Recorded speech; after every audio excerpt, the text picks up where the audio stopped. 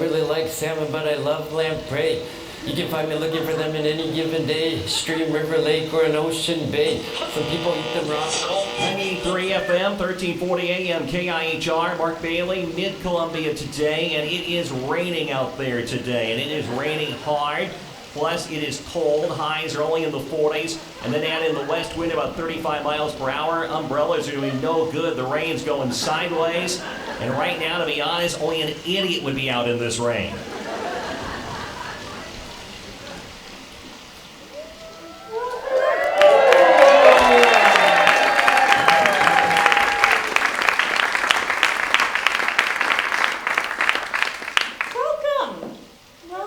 Friends and neighbors, to a very special affair, an eve of stories and wonder about this place right here and there.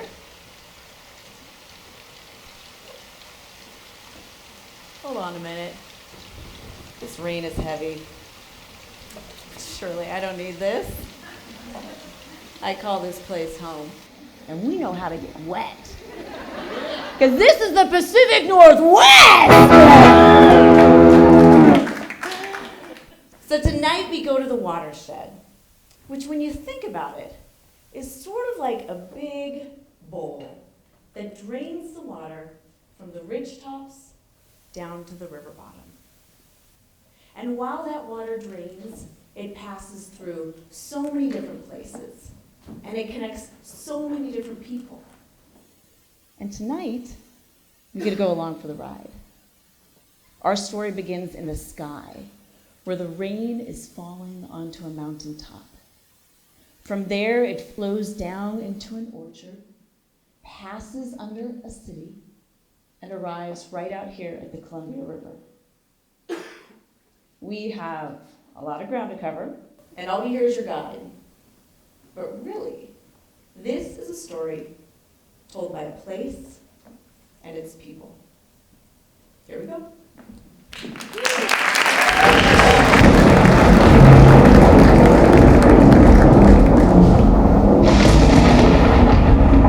From the Confederated Tribes of the Umatilla Indian Reservation comes stories shared in English and Umatilla by tribal leader Thomas Morning Owl.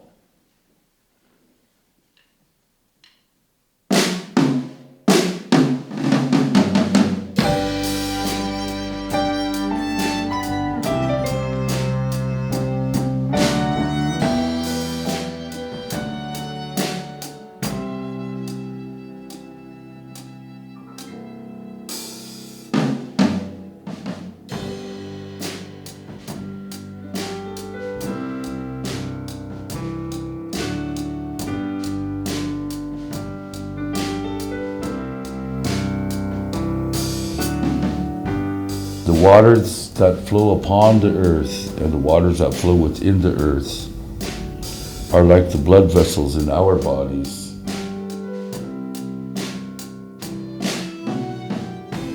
It's like the words in the air that go up and they coalesce into a cloud. And as that cloud is moved by the winds, it's taken to the mountains.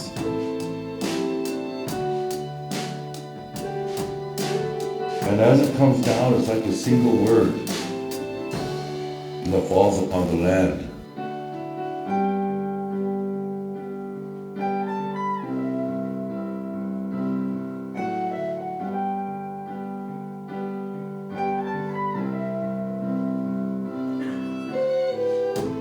The little raindrops all flow together into a little tiny stream. That's how your childhood is.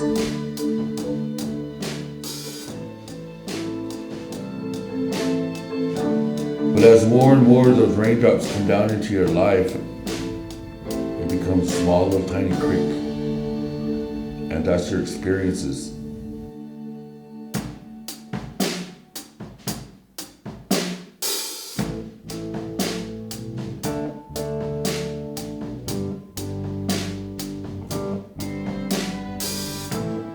That creek that is your life will get bigger, and through the seasons it'll change. The anger confusion that rules during the time of flood. Sometimes it overflows the banks, touching many different lives in ways that can be positive or destructive. Then as all these words and experiences come together, those raindrops come down in the high mountains, on the prairies, in different places.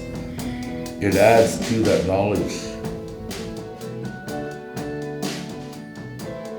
And you become strong, and you become weak. You become strong, and you become weak. But as it goes on, it never stops.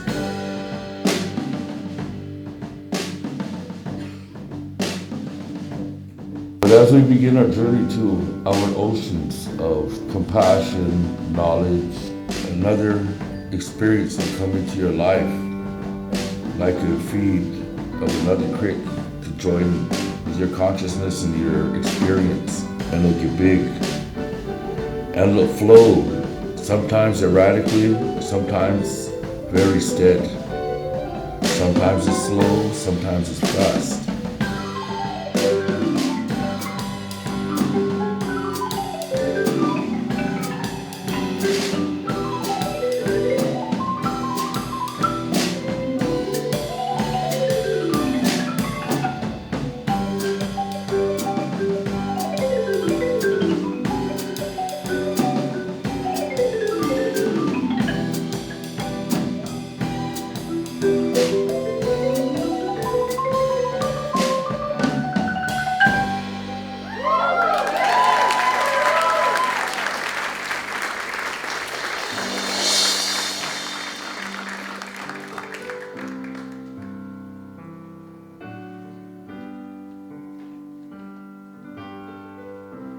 The story of the water, knowing that it impacts us every day of our lives, whether we recognize it or not. It's our life. It becomes our strength. And it becomes the very blood in our bodies.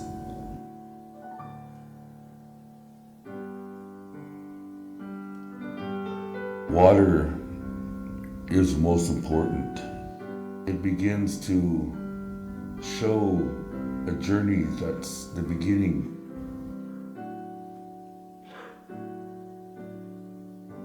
From the clouds to the mountains.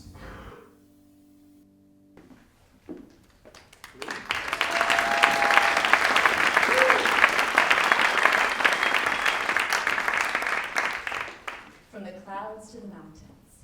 The rain fell onto the high Cascades and it turned them white with snow.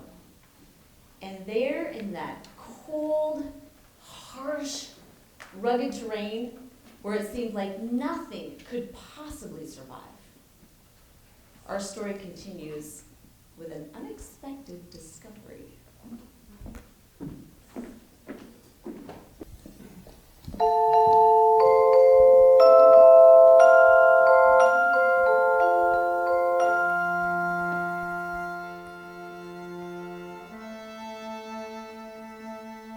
Nobody was paying attention to what was going on Mount Adams.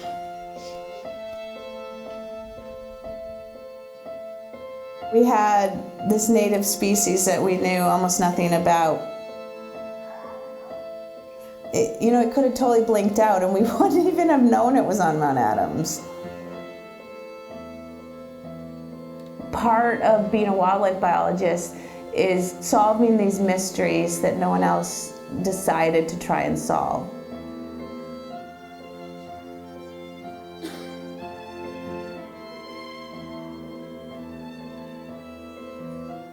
I remember being an undergraduate student and being told, pick the research question. Like, don't think about where you want to be. Just think of some really theoretical question to answer. But I was always like, what? I wanted to be in the mountains.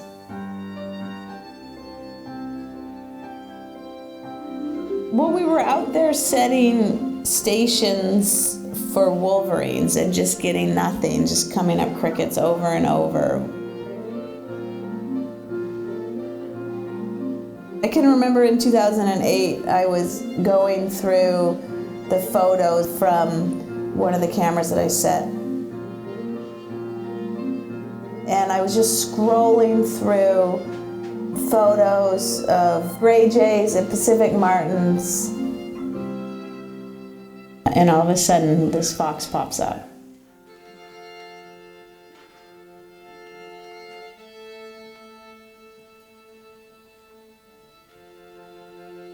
I shared the photo with an expert, and he said, well, congratulations, you have found the elusive Cascade red fox.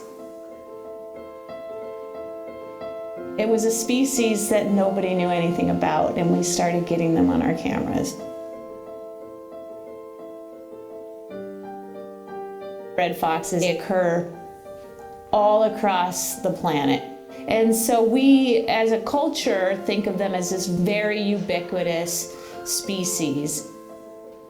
These foxes in the mountains are a totally different fox. And it's found nowhere else on Earth but here in Washington.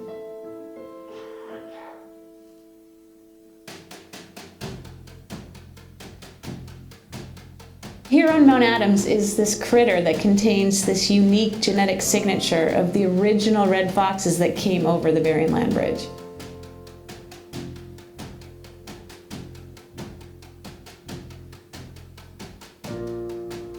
They were setting up shop in North America, living out their lives between the ice ages. But then we get another ice age that pushes the foxes south into the American West. So when the ice sheets melt away and the ice age ends, the foxes are like, we have these fur-lined feet, we have these great thick coats, we've learned how to live in a very cold climate. Okay, let's go up into the mountains, into places like the Gorge, to Mount Adams.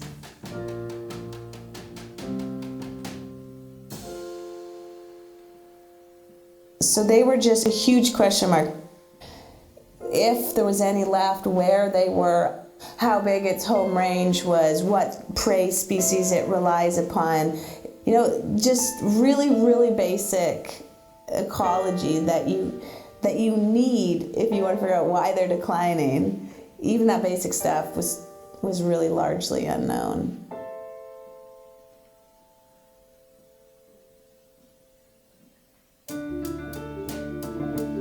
So in 2008, when I got that first photograph, it was really a matter of, can we find more and show that there's actually a population on Mount Adams? What are these rare carnivores doing up in these really wild and remote places? Like, how do they survive up there? Just trying to answer some very basic questions. That, for me, is fun work. We do a lot of the research in the winter. We have to get up high into the mountains where they live. You set up the cameras, you put some juicy piece of bait that should bring in all the carnivores that might be in the area. They trigger the camera and you get this photo. And in the summer, we just have to walk hundreds and hundreds of miles to collect fox scat, which is just like a little turd, right? Like a dried turd in the summer. We have to hope that the DNA in it is preserved, which often it's not. We had to show that this animal that was so interesting and wild and rare, that it even existed before we could do anything to protect them. And it really felt like a PR campaign to show people that there was this unique fox that it was not doing very well and that it needed some attention.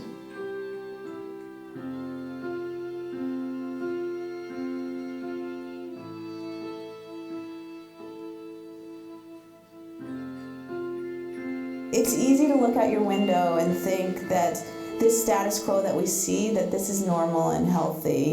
And the animals, they help tell us if our inclinations are true or not. Because if you're wiping out a species, that species is telling you loud and clear. And I think anyone can appreciate that. It's such a long road to learning about a wild critter, especially when you don't see it and it's in a super remote, rugged place that's hard to get to.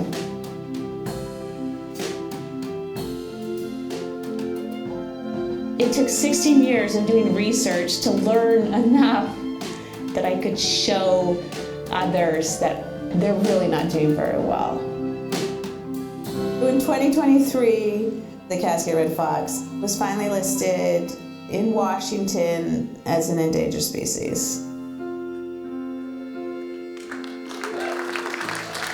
With the listing of the Cascade red fox, there's been renewed interest by other researchers to study them, and you can see that there's another future, an alternate future that's possible, because people are starting to care more about conservation. You know, people care about the conservation of carnivores right now a heck of a lot more than they did 100 years ago. Nobody was paying attention, and now people are.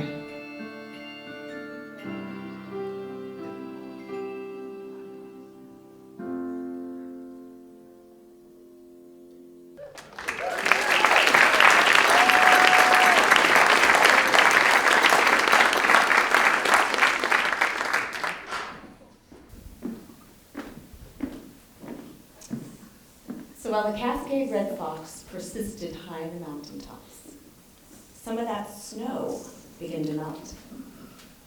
And it trickled down in high alpine creeks, and it seeped into groundwater stores, and some of it eventually ended up in irrigation piping.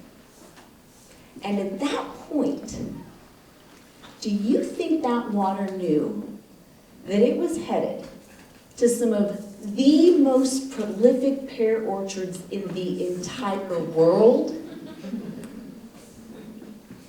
Do you think it knew that here in the gorge, our pears have their own sort of celebrity status? And instead of names like Taylor Swift or Caitlin Clark, it's Bartlett and Bosque.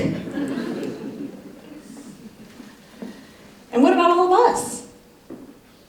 Even with all of this worldwide fame and household names, how many of us actually know what it takes to grow a pear?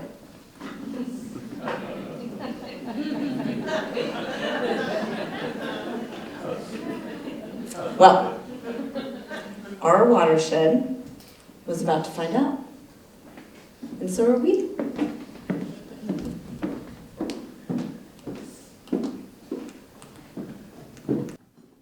My name is Leslie Tamura, and I'm a fourth-generation orchardist in the Columbia River Gorge. I like being a part of this community. Most of my memories are just being out in the orchard, having it sort of as your backyard to play in. A lot of people still think that once our pears are off the trees, we just kind of get to sit around until spring again. But once the leaves fall off the trees, that's when we can start pruning. Winter is pruning, pruning, pruning, pruning, prune, prune, prune, prune, prune, prune, prune, prune, prune, prune, prune, prune, prune, prune, prune, prune, prune, pruning, pruning, prune, prune, prune, prune, prune, prune, prune, prune, prune, pruning, pruning, prune, prune, prune, prune, prune, prune, prune, prune, prune, pruning, pruning, prune, prune, prune, prune, prune, prune, prune.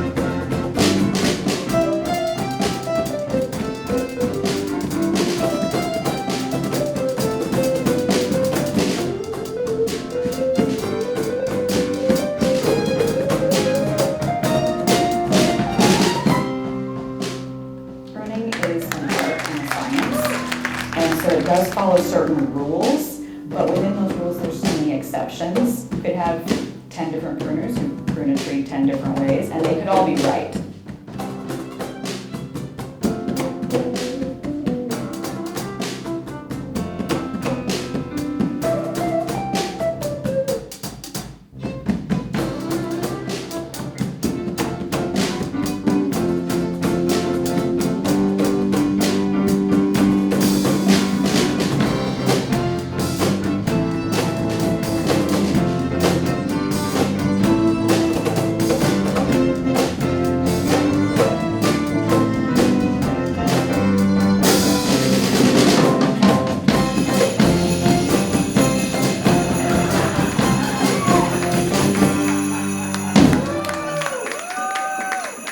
Snow can just stop you in your tracks.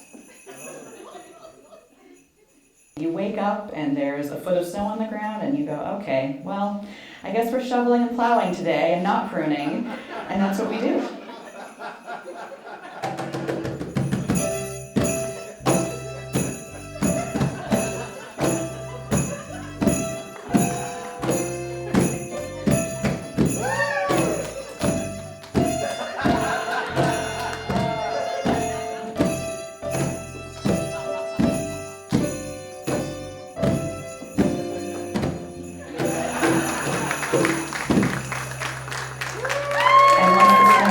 Down enough, once it's out of the trees and once it's down enough to be safe to be out there, then we go back to it. It's all about pruning. Prune a tree, pruning, prune a tree, prune, prune, prune, prune, prune, prune, prune, prune, pruning, prune a tree, pruning, prune a tree, prune, prune, prune, prune a tree, pruning, pruning, prune a tree, pruning, prune a tree, prune, prune.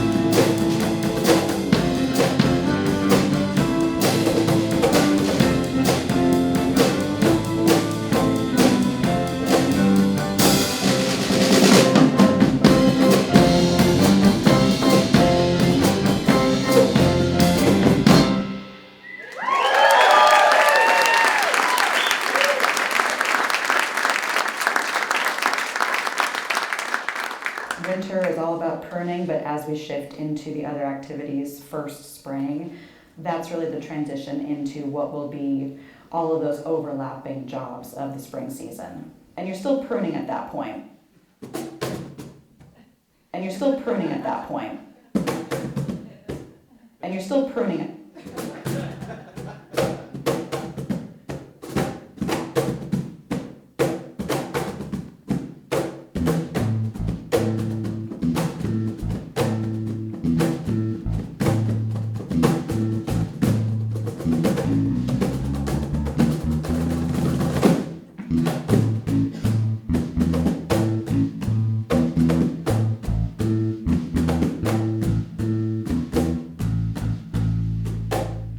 As we get towards the end of our pruning season, we're starting to add in other tasks.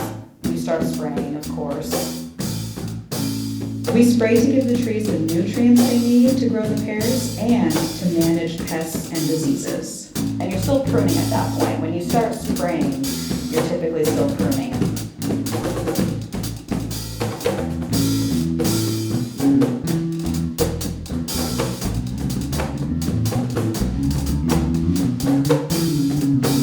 As we get into spring, we need to be ready for frost season.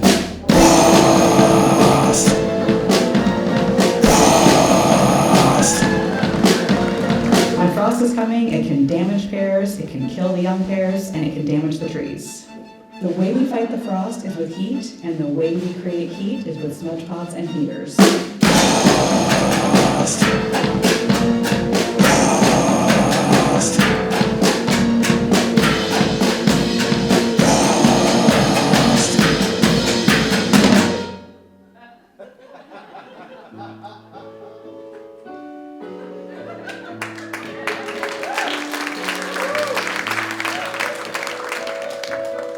Once it starts to bloom, you're also watching the bloom because you have to bring bees in at the right time.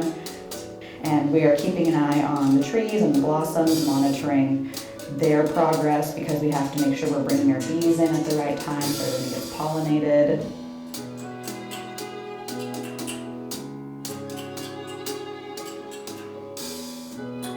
Those flowers are important because they become the pears.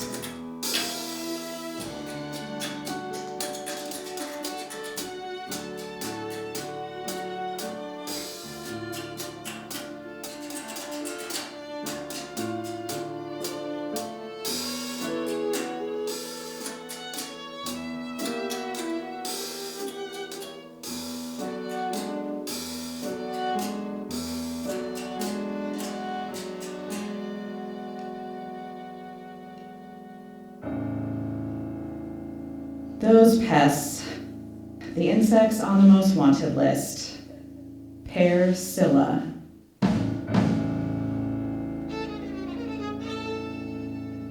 Bottling moth.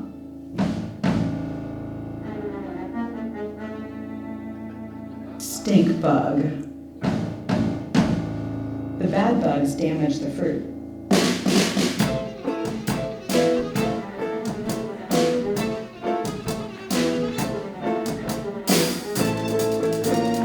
There are some really important ones that we want in the orchard because they eat the bad ones. Yellow jackets, lacewings, earwigs, ladybugs, and parasitoid wasps. We call them beneficials. They are the good bugs.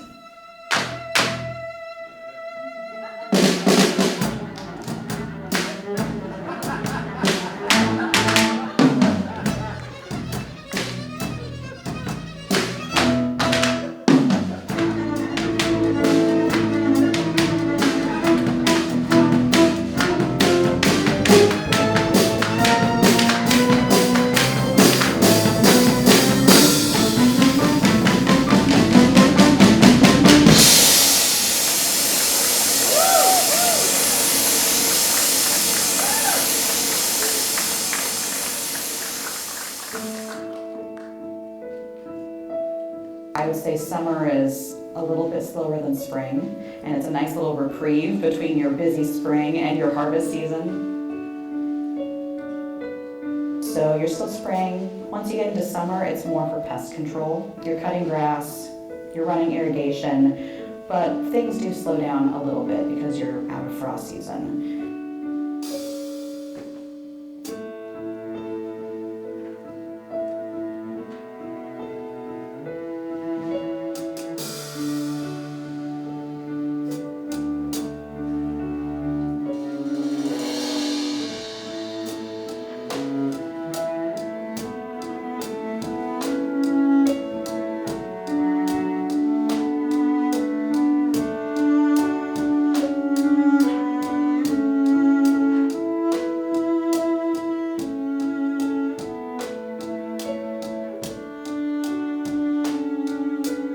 Later in summer, you're preparing for harvest. You're making sure you have all your bins and they are distributed through the orchard where they need to be. You need them out early enough that you give yourself time to get them in place before the trees are blocking them.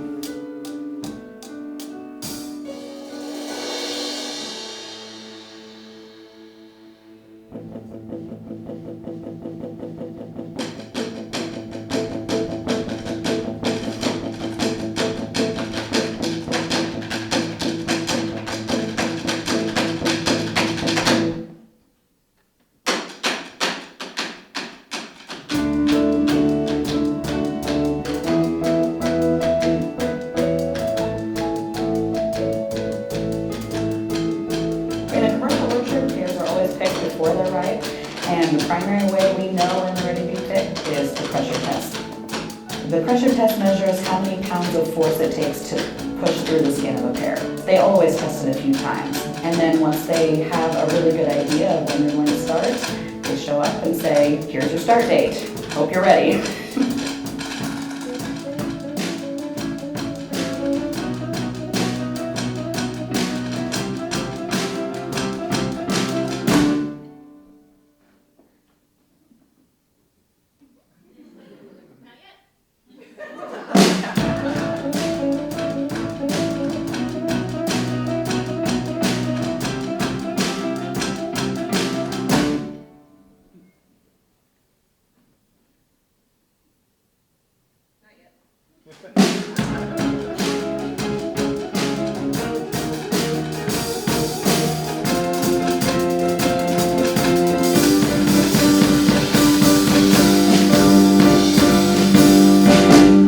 It's go time.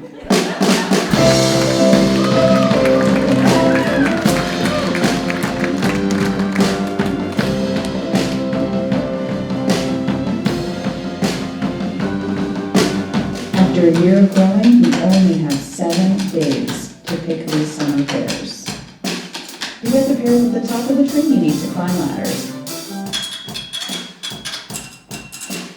Then you pick the pears and bring them back to the bin.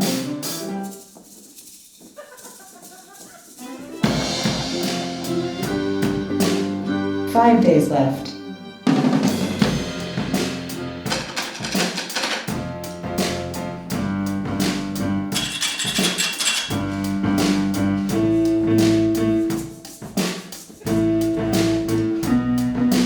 Four days left.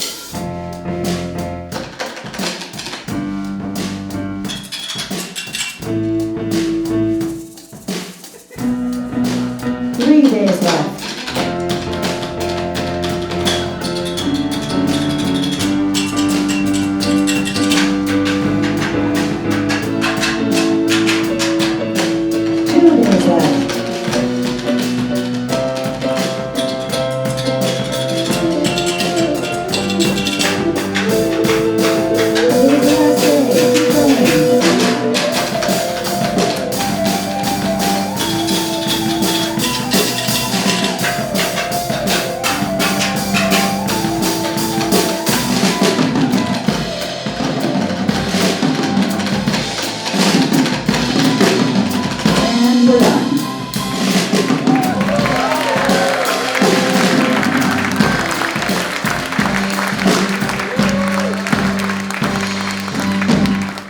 And then it's out of our hands.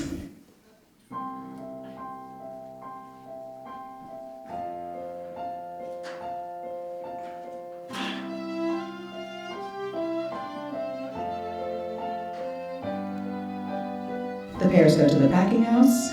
They sort and ship our pears all over the country and even the world. We get paid as the pears get sold, and that rate changes based on world markets, which means we'll be well into the next growing season before we know how much we earned from this one.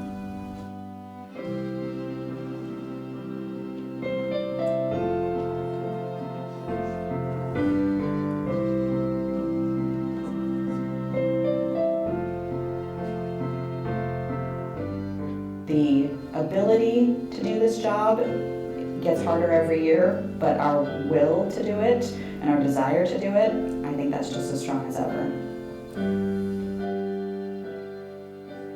The goal is just to be able to stay in business another year, and then the next year you take what comes and you try to do it all over again.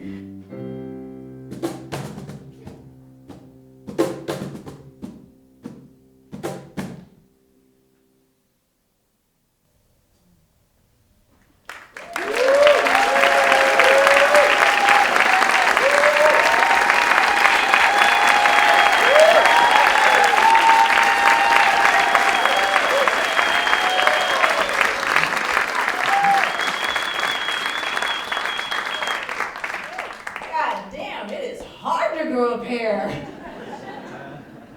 I'm exhausted. Aren't you? Didn't Leslie say she was going to give us something? You don't have it. No. Are you guys, do you have it?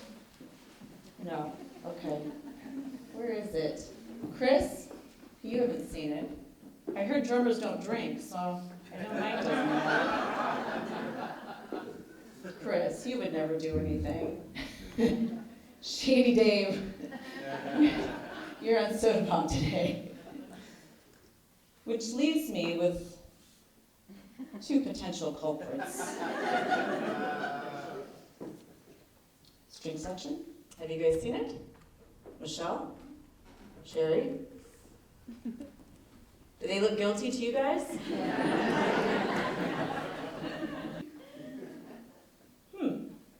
What's this?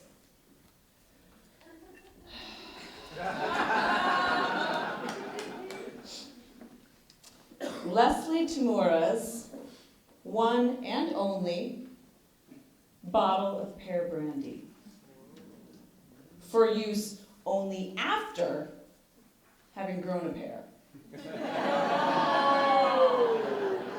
That Leslie. I didn't hear that.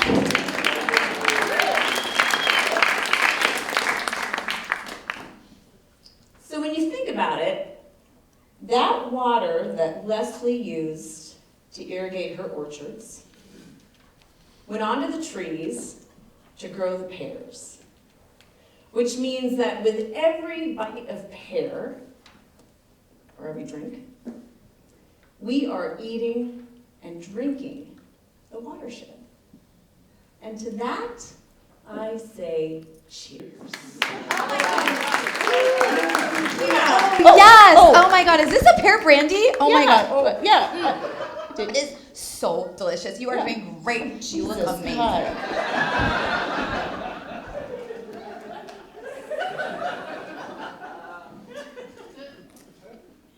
Where was I?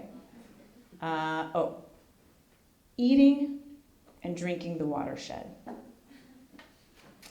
If we are all eating and drinking the watershed, then where does it go to next?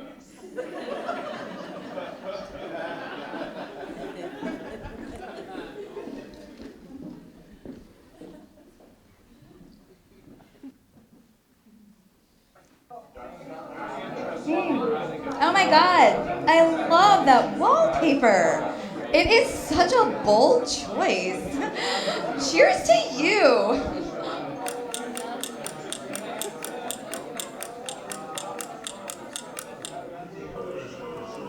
Wallpaper is really expensive. It's like so expensive for something that's gonna be like out of style in like 20 seconds, right? But I mean, cheers to you.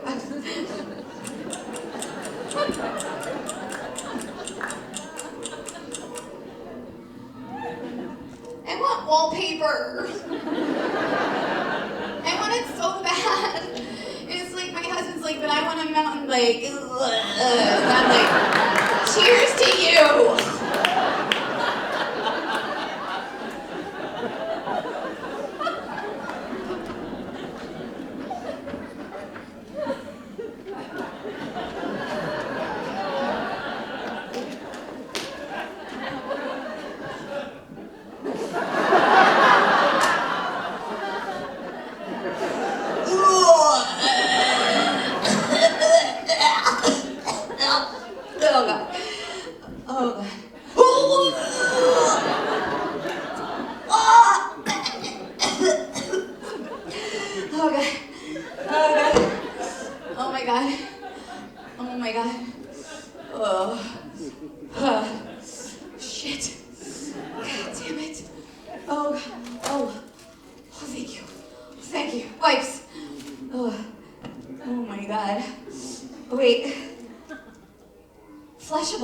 That's awesome. Oh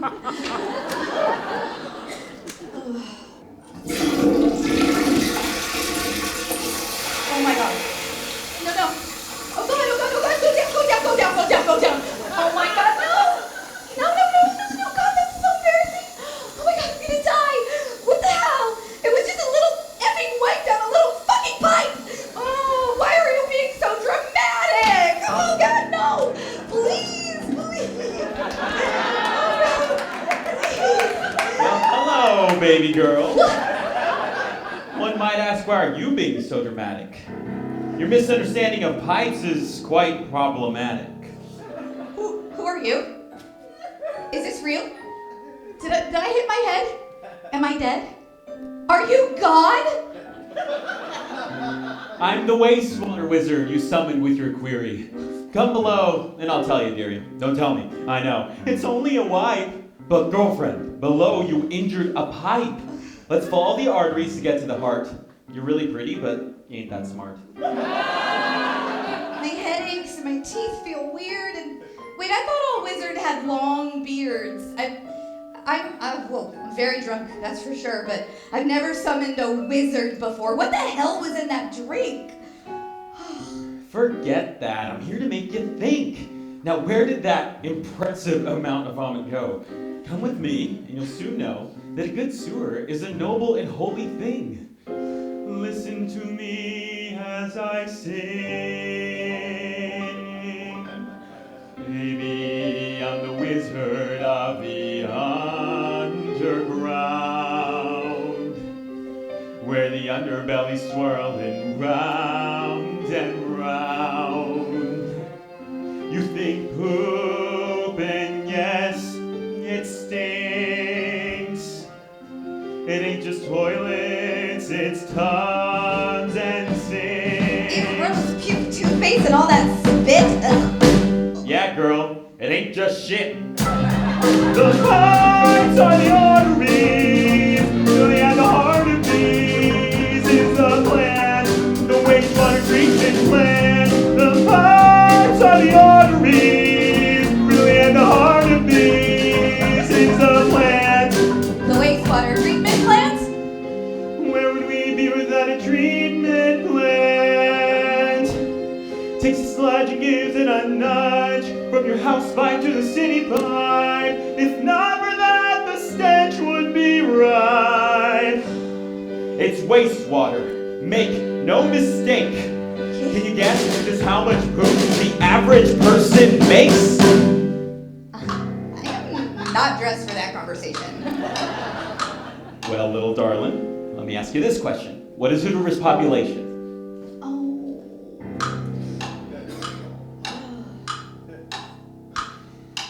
I'm no good with multiplication, but considering all the people on vacation, if I had to guess, 5,000 or less? Higher, babe, higher. 7,000. Keep going higher. 9,000? Babe, you're on fire. 1,500 pounds of weight. A day? You know that just doesn't go away. 1,500 pounds of waste. Why don't you just make it go away? You're the wizard of the underground. Why don't you just move that shit around? Well, if you think you're so smart, where do you think it goes from here? Oh, I don't know, up your staff? No! It makes me so sad that people aren't curious.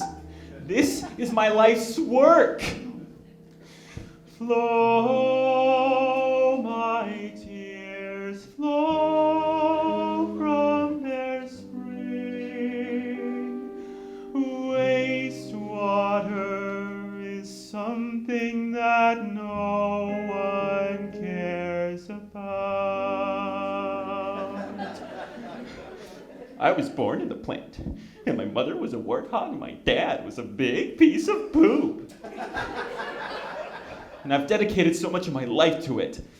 I love wastewater, but no one's willing to listen. Oh, hey, oh gosh, I'm not trying to be a jerk. I didn't mean to make you cry.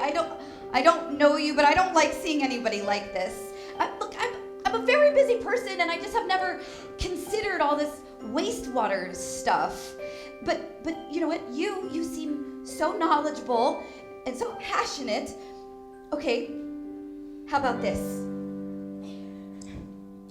Okay, teach me, wizard. Let me know. Let me know what happens down below. Come, take my hand and you will see the start of a wondrous journey. If you think the flush means you're done, but baby, we've only begun. We're doing this. What? Where are we going? You mean, where have we been this whole time? What?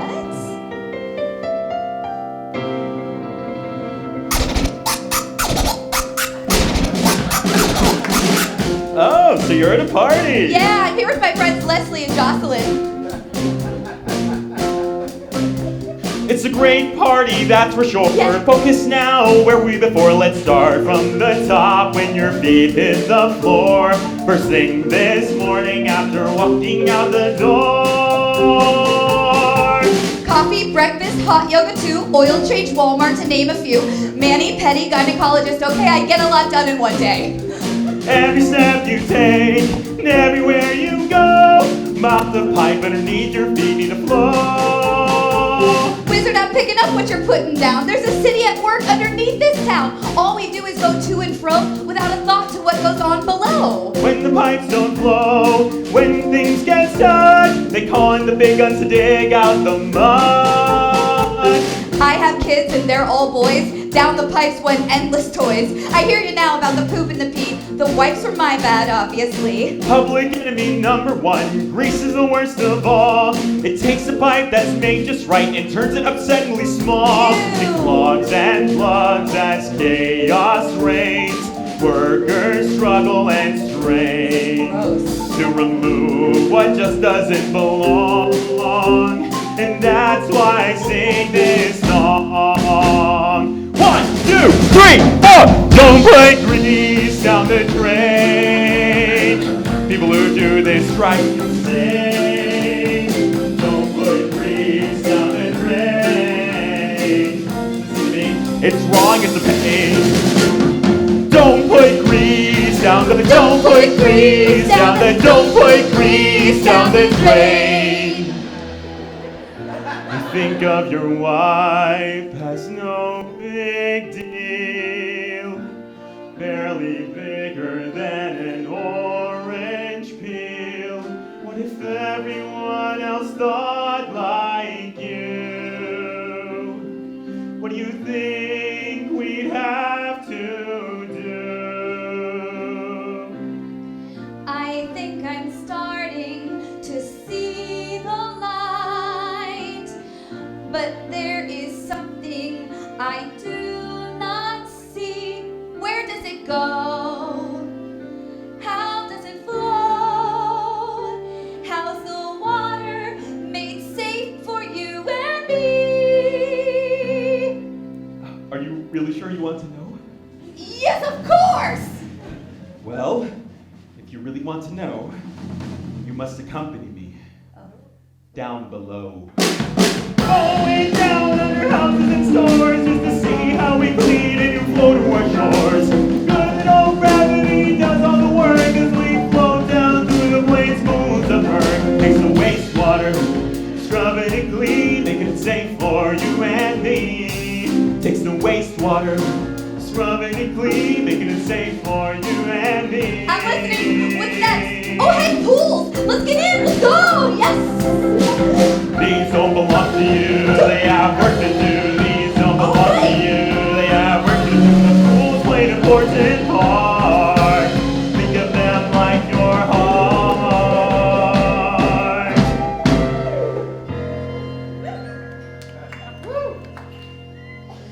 The pipes are the arteries, but really at the heart of these is the plant, the wastewater treatment plant.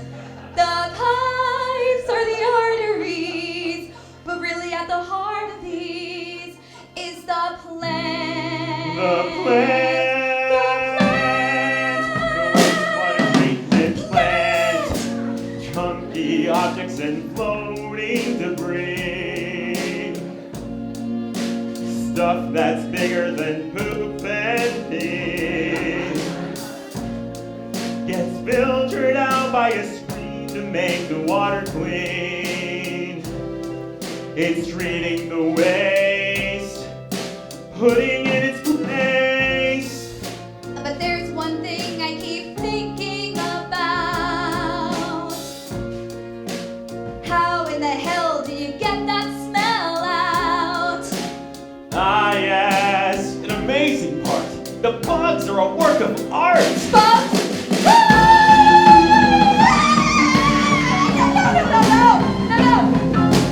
Don't be afraid, they mean no harm. They won't sting or bite us. You'll be just fine.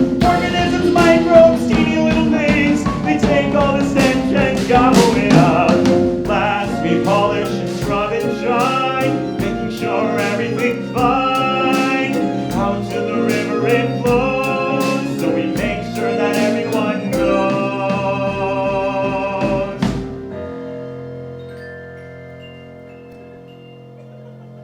The pipes are the arteries, but really at the heart of these is the plant, the wastewater treatment plant. The pipes are the arteries, but really at the heart of these is the plant, the wastewater treatment plant. Where would we be without a treatment plant? Takes the sludge and gives it a nudge, or many, many miles it travels down, making everything safe for this town.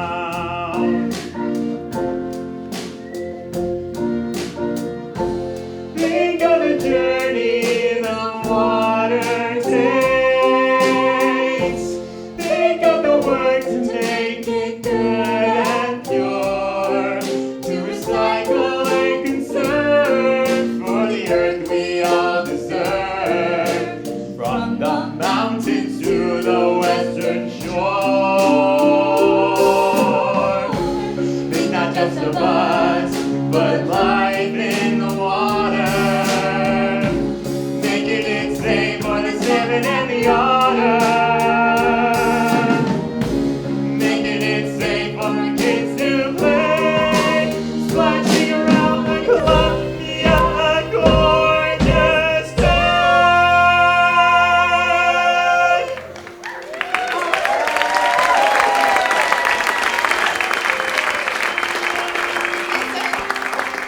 Listen, I'm so sorry. I had no idea where the poop would go.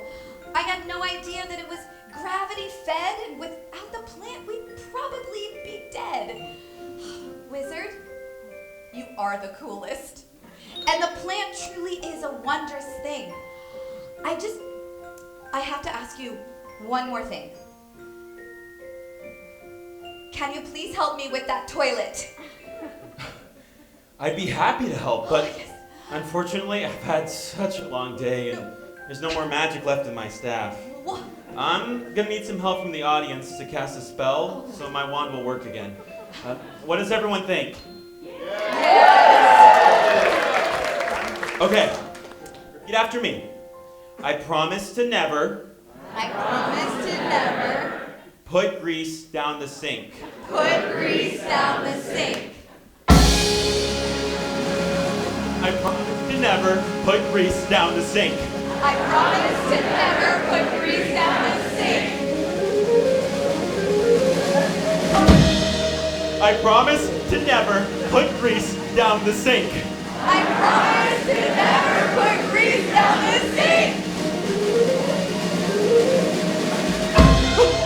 I promise to never put grease down the sink.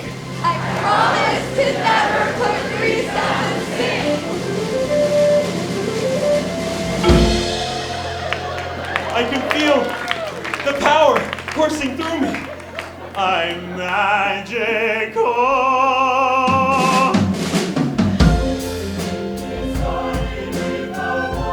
La la la la la la la la.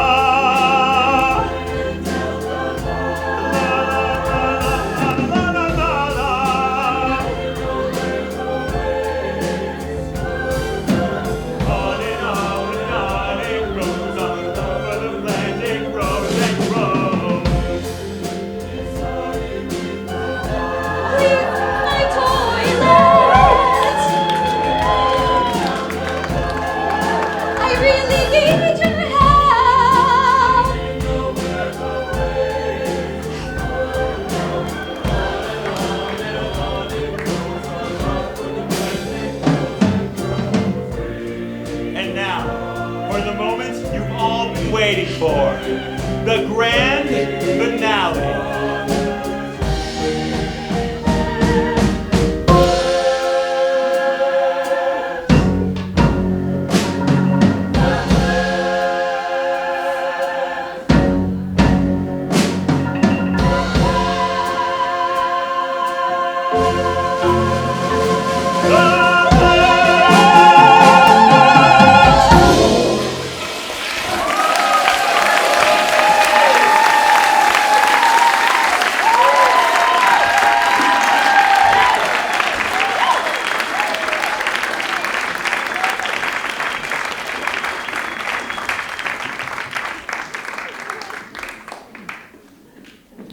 Well,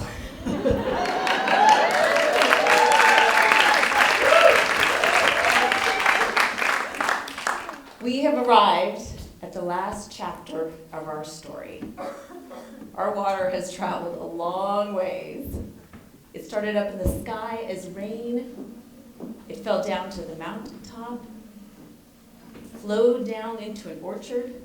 It passed under a city, and it arrived right out here at the Columbia River. And if you look out at the river when the fish are running, there is a very good chance you will find Terry Brigham. Terry is a mom and a boat captain. She is a sister and a Seahawks fan.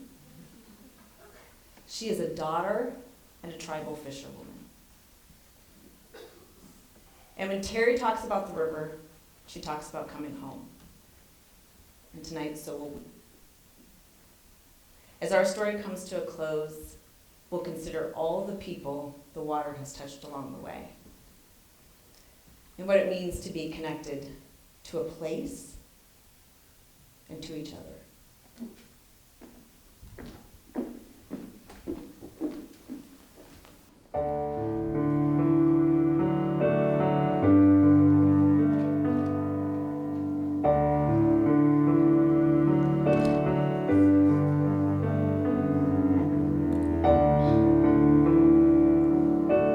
Every time I came home, I mean, just driving down I-84 and getting to Boardman, when I could finally see the river, I was like, yeah. You know, everybody has a different place that they call home. I could have the shittiest fucking day in the world, and then I hit the water, and I don't care how bad and how cold it is, and it's just,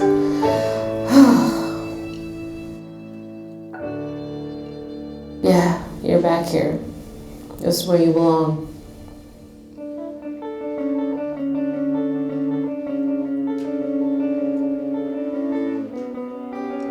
It's partly the sense of place that you are experiencing. You are becoming so familiar with this place that you're able to discover some of its secrets. It's just that sense of camaraderie and that sense of community that I really love. I like being here and doing this work that my family has done for how many years now? 100 years. And I hope that we all get to continue it because that's why we do it. We love it. I'm not a cheesy person, but it's like my soul really soars, like it really does.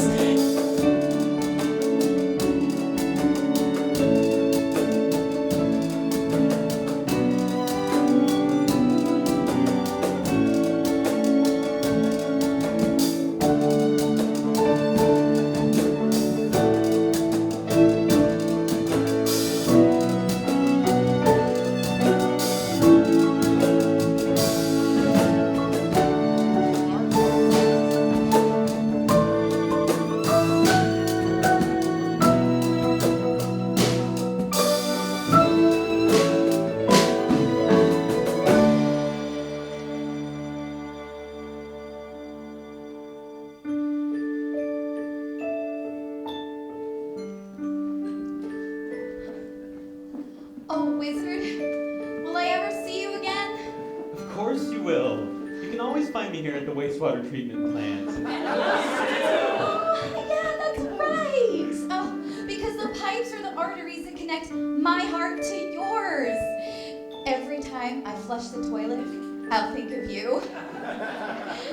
If we keep our pipes clean, we'll be connected forever.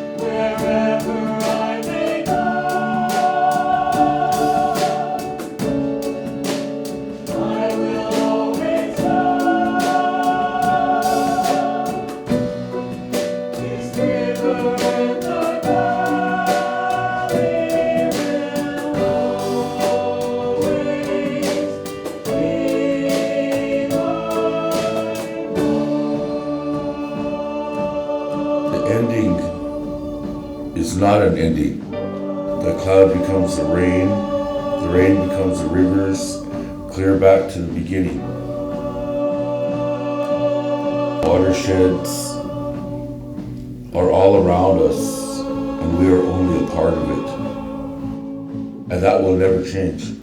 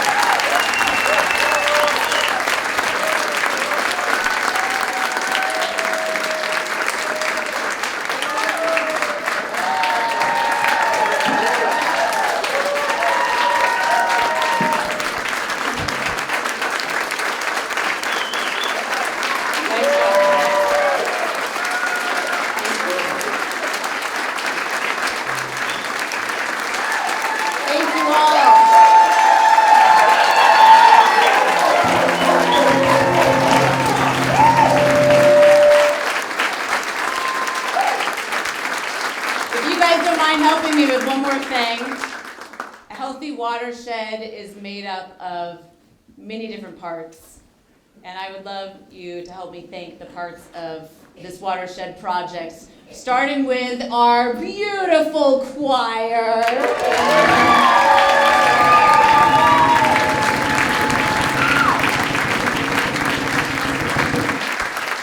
Our future percussionists, Luke Young and Layla Canada.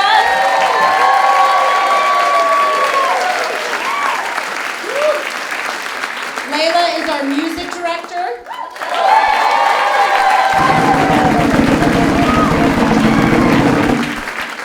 Music, Molly and Marcos Galvez, the wastewater wizard.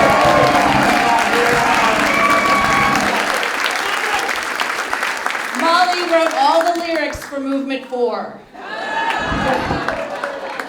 No big deal, guys.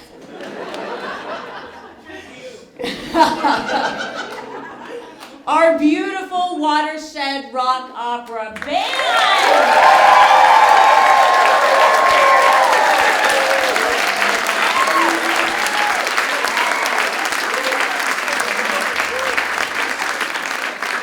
Our composer, Eric Canada.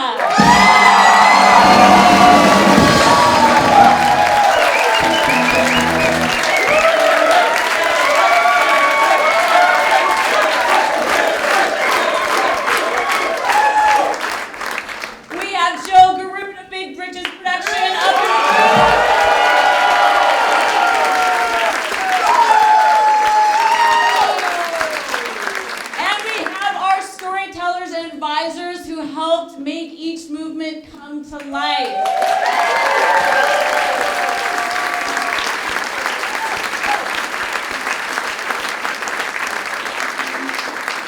I gotta tell you, as we came to this final performance, I couldn't help but think, how could we keep this going? And the one thing that came to mind was that all of these stories and all of these people and all of this music was here before this project started in one way or another.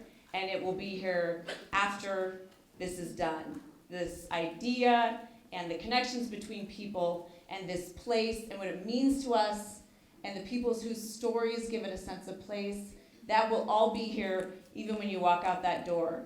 And so I hope that if this leaves you with anything, it's that reminder of what a wonderful thing we all have. So, thank you.